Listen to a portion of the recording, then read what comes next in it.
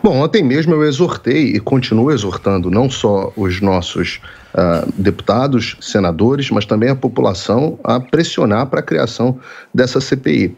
Porque, estatisticamente, os erros que aconteceram foram injustificáveis. E eu falo isso como uma pessoa que tem formação nessa área.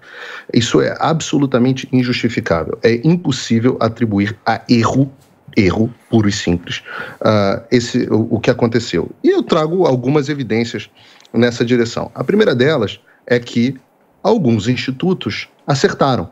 E eu vinha discutindo e trazendo aqui para vocês, quase que diariamente, o tracking interno da campanha do presidente Bolsonaro, que apontava este cenário de divisão. E é só por isso que eu acertei o prognóstico, porque eu tinha uma pesquisa que era de fato mais confiável e que não tinha incentivo para influenciar a opinião pública.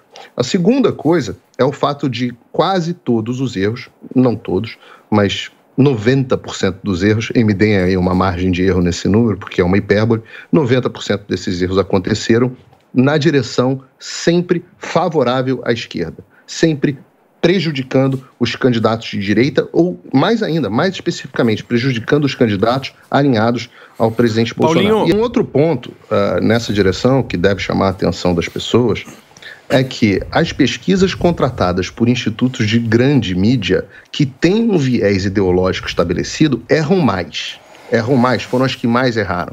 E esse fenômeno, e o outro ponto é que esse fenômeno não é um fenômeno exclusivo do Brasil. Nós tivemos, nos Estados Unidos, os institutos alinhados aos grupos de mídia, como por exemplo o YouGov, que é muito alinhado a Reuters, eles têm errado uma média de 10 pontos em favor da esquerda. Eles têm... Outros, a CNN, por exemplo, errou 11 pontos a eleição americana uma semana antes da eleição, o resultado.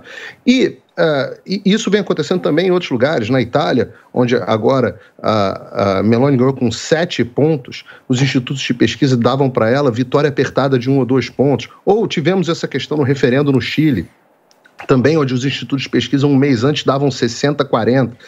Todos os erros acontecem numa mesma direção. E o mais surpreendente é que, mesmo errando, você falou agora no ar um negócio interessante, Paulo Matias, você estava fazendo propaganda da Revi, que falou assim, nenhum produto resiste se os seus consumidores, há um ano, se os seus consumidores não estiverem satisfeitos com o resultado que eles entregam.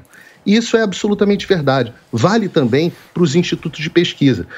Os veículos de mídia estão muito satisfeitos com os resultados que os institutos entregam, porque o objetivo dos institutos não é o de informar a população, é o de formar e influenciar a opinião pública. Ora, isso precisa ter consequências. Se isso estivesse acontecendo na outra direção, se o presidente Bolsonaro tivesse tido seus números superinflados, se isso estivesse acontecendo de forma generalizada com o apoio de veículos de mídia, eu posso garantir a vocês, Paulo Matias, hoje, essa semana, você teria alguma ação do Alexandre de Moraes em atos antidemocráticos e ameaça à democracia. Ora, eu não estou propondo isso. O que eu estou propondo é que haja uma investigação para que possa ser estudado o que está acontecendo.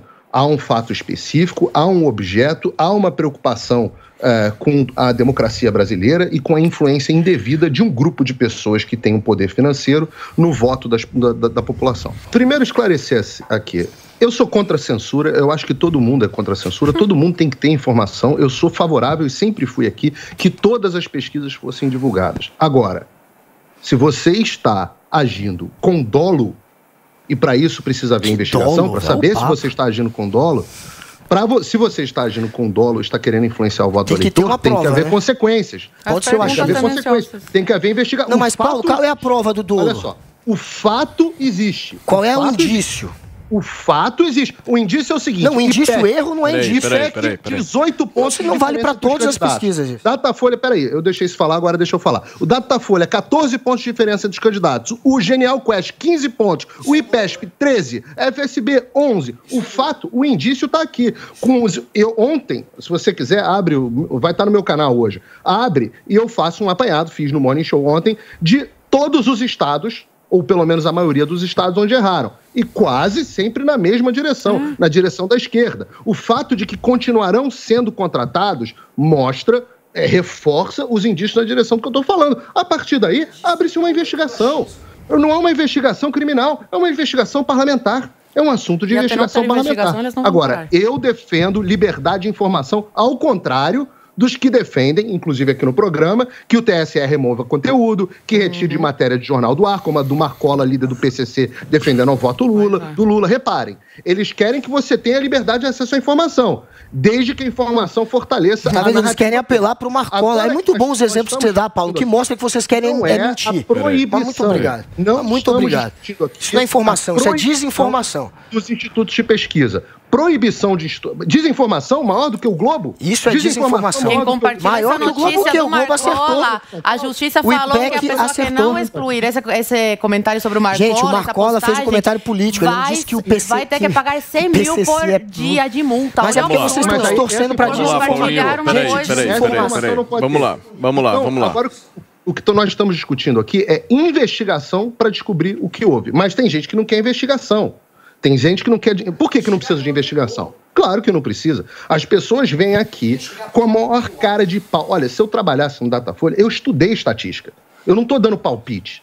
Eu estudei. É uma matéria que eu conheço. Se eu trabalhasse no Datafolha, se eu trabalhasse no IPEC, se eu trabalhasse no Quest, eu estaria com vergonha escondido embaixo da cama. Ora, eu como analista político, se tivesse dito que o Bolsonaro ia ganhar no primeiro turno com 60% dos votos, eu também estaria com vergonha. Se eu tivesse como analista político dito aqui que Datafolha e IPEC eram os institutos mais confiáveis, eu também estaria debaixo da cama com vergonha. Mas não, a cara de pau é tão grande, se descabela aí. Corte rápido, faca, é Tramontina. A cara de pau é tão grande, mas é tão grande, que o sujeito vem no ar, e em vez de ter a humildade, a hombridade de fazer um meia-culpa dizendo, olha, realmente isso foi um absurdo, isso não pode mais acontecer no Brasil. Não! Diz que as explicações dadas foram satisfatórias. Mas satisfatórias para quem?